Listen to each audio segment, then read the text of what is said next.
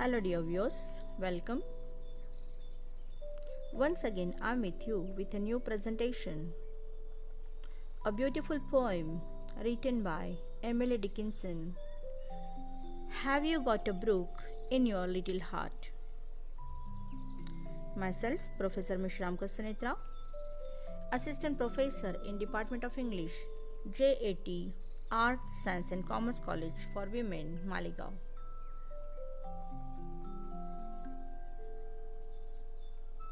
The poem Have You Got a Brook in Your Little Heart appeared in Emily Dickinson's collection of poems. It was written in 1859 and published in 1890. The poet lived much of her life in isolation. She was a prolific writer, but out of her 1,800 poems, only 10 poems were published during her lifetime. She started writing at the age of 11. She dealt with various themes such as nature, love, pain, sufferings, death, immortality, God, religion, universality, and so on. Death and immortality was the prominent theme of her poems after 1861. Prior to that, Dickinson wrote sentimental and conventional lyrics. In the present poem, Dickinson's ideas revolve around life and spirituality. She describes the mind or soul as a brook that flows silently within our hearts. We need to take care of it.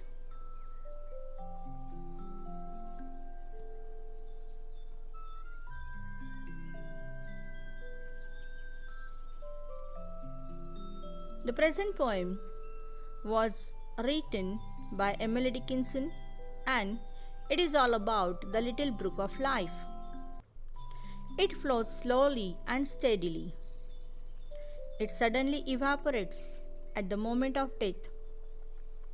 The brook exists in everyone's heart and it gives out softer emotions. Sometimes it overflows with powerful emotions.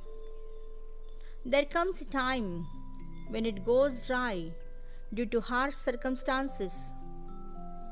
By presenting this picture of a brook, Dickinson has beautifully described the nature of human life. Have you got a brook in your little heart? Begins with a description of a brook that mildly babbles by. Bashful flowers blow near it, and blushing birds come down to drink its water. No one knows its location, so it floats undisturbed. A little draught of life is daily drunk by the speaker without anyone's attention. The poem consists of 4 quatrains or 4 stanzas. Quatrain means a stanza having 4 lines each. Dickinson has used the ballad scheme ABCB. It means the second and the fourth line rhyme together. For example, in the first quatrain, blow rhymes with so, and in the last stanza, the word lie rhymes with dry. As far as the meter is concerned, it imitates the ballad meter. There is alternative use of iambic tetrameter and iambic trimeter. Now, we'll focus on the title.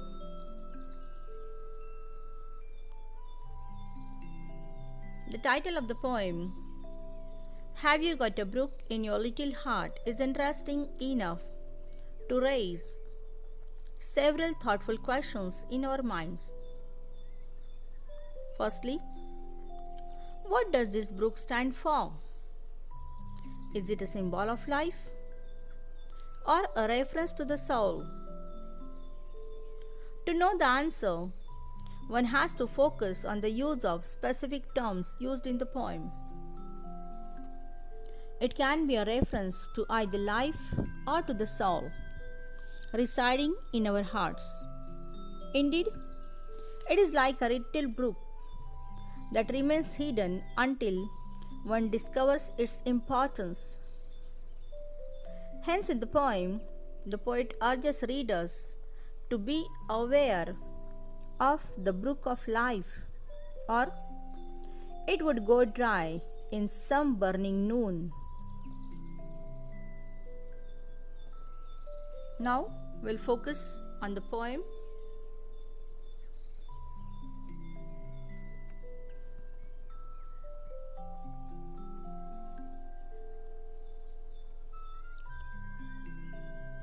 Have you got a brook in your little heart where bashful flowers blow and blushing birds go down to drink and shadows tremble so? Have you got a brook in your little heart? Now here the poem starts with a question, a rhetoric question. Have you got a brook in your little heart? The title is the very first line of the poem. It introduces readers to an interesting concept. Dickinson locates a brook in everyone's heart. It is not clear whether the poet asked this question to herself or to her readers. Whatever it may be, through this metaphorical reference, it becomes clear that the brook is nothing but the soul, and it is in everyone's heart.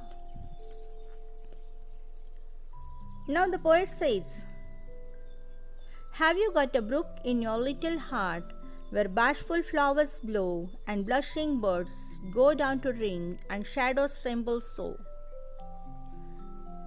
Now here the poet describes the bashful flowers, and these bashful flowers blow near the brook.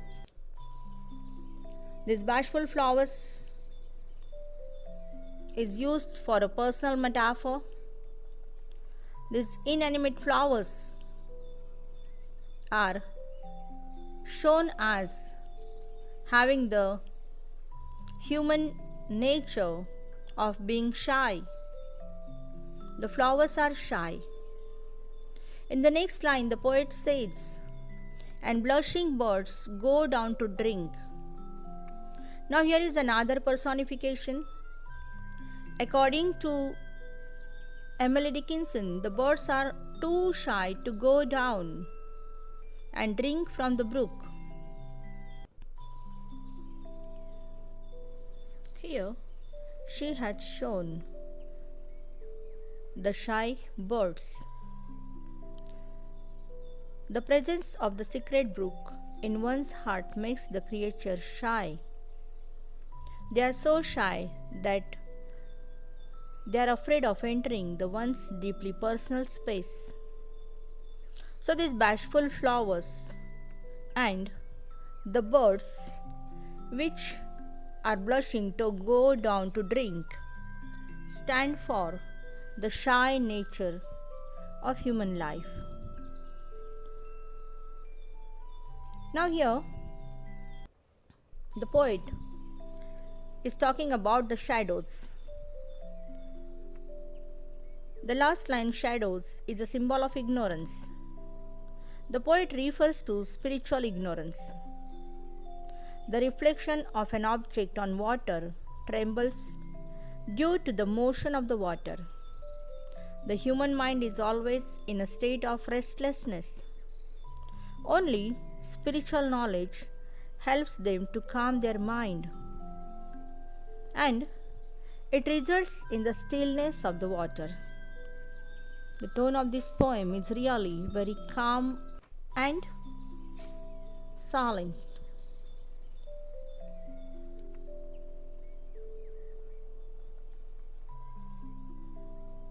Now in the next stanza, the poet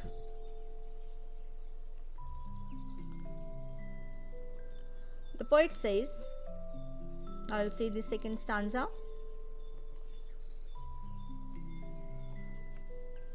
And nobody knows, so still it flows, that any brook is there, and yet your little draught of life is daily drunken there.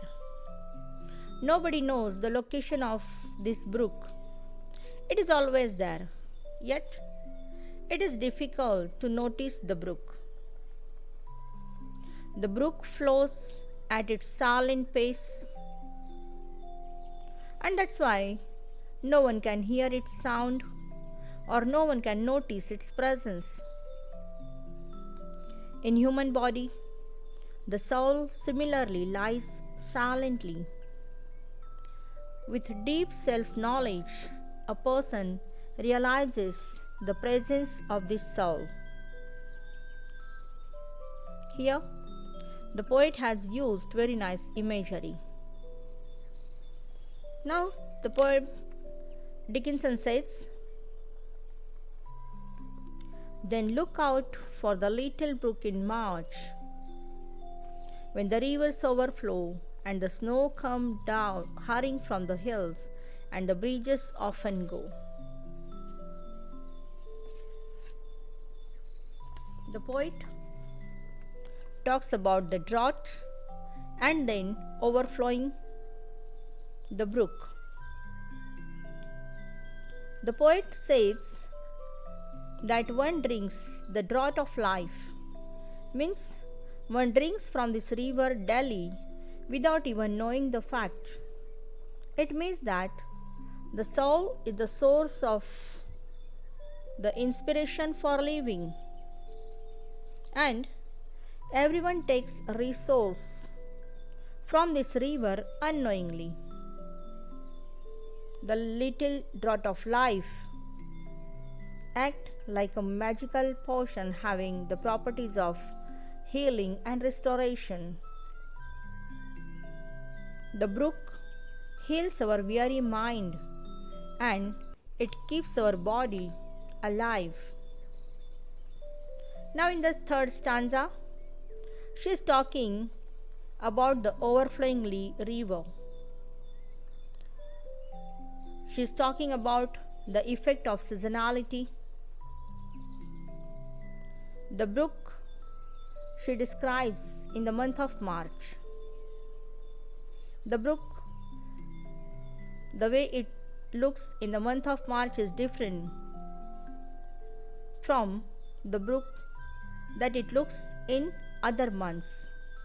In spring season, snow starts to melt. The excessive water makes the rivers overflow.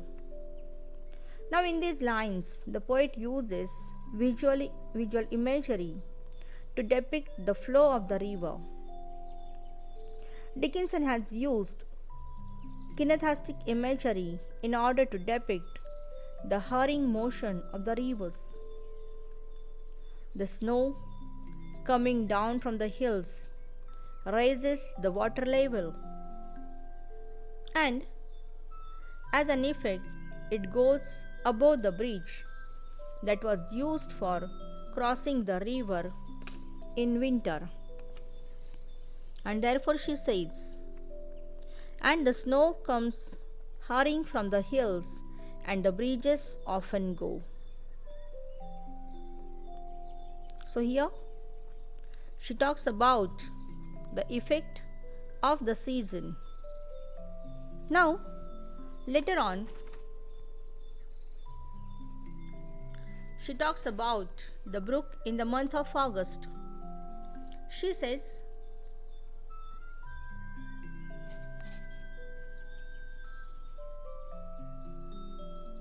and later in August it may be, when the meadows parching lie, beware lest this little brook of life some burning noon go dry. Now here the poet talks about the brook in the month of August. In the month of August, the meadows near the brook lie parched due to the dryness and due to heat. This image hints at the last phase of person's life. When a person comes to the last stage of his life or to the end of his life or near to his death, his creative energy starts to fade.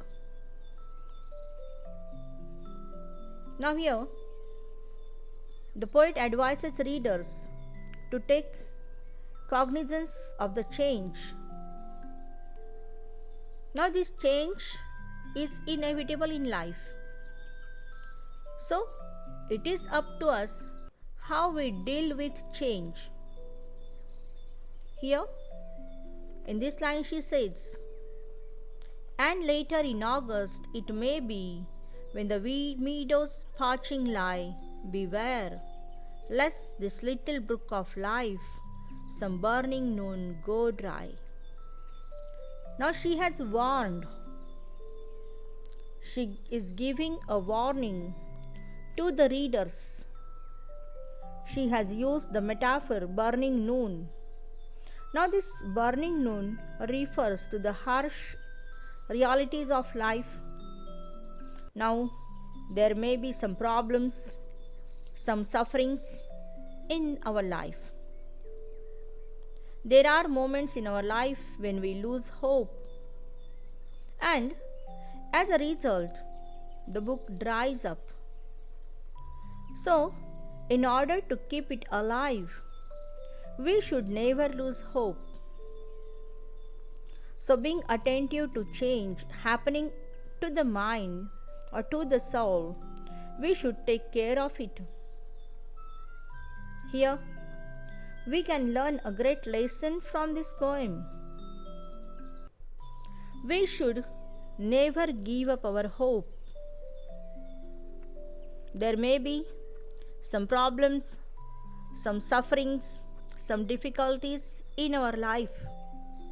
So, this brook may go dry, but we should never allow it to go dry totally.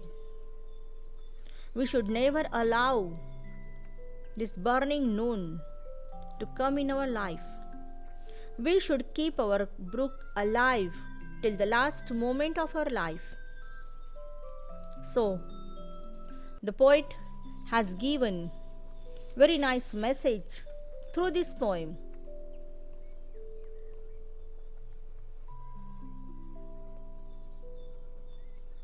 Here, in this poem, she talks about the brook of life.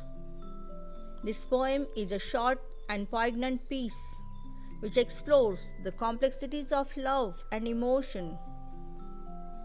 This present poem is written in the signature style of Emily Dickinson. She has used short lines, unconventional punctuation, and she has taken some other liberties, and it adds to the emotional impact to the poem.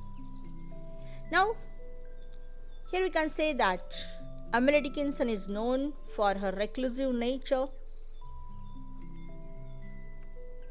This reclusive nature is reflected through this image of brook. Someone is sitting by the brook all alone. Emily Dickinson's poems deal with some topics such as death or love, compassion. We can say that her poems often deal with universal themes. And these universal themes and emotions continue to resonate with the readers even today.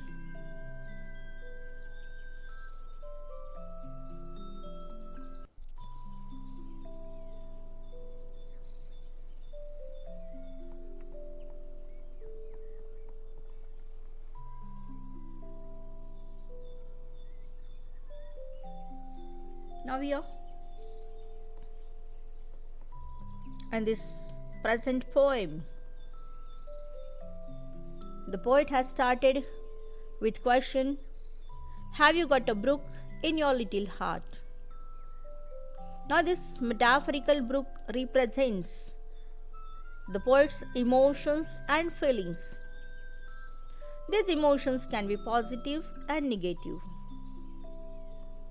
And we can say that external factors can influence these expressions.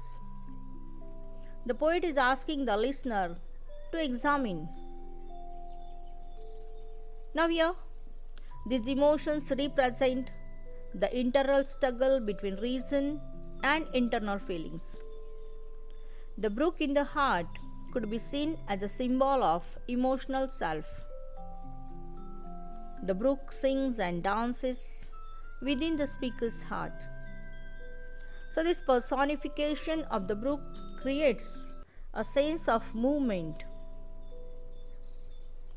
It creates a sense of movement and life within the poem. These emotions are alive and active. The use of the word sing implies a sense of joy or happiness, because we know that singing is always associated with these emotions.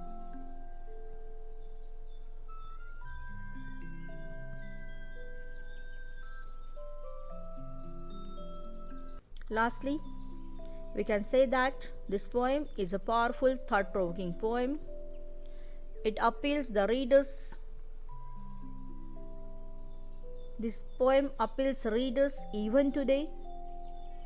Through its rich imagery and complex themes, the poem encourages us to embrace our own imaginations and to celebrate the power of creativity and wonders in our lives.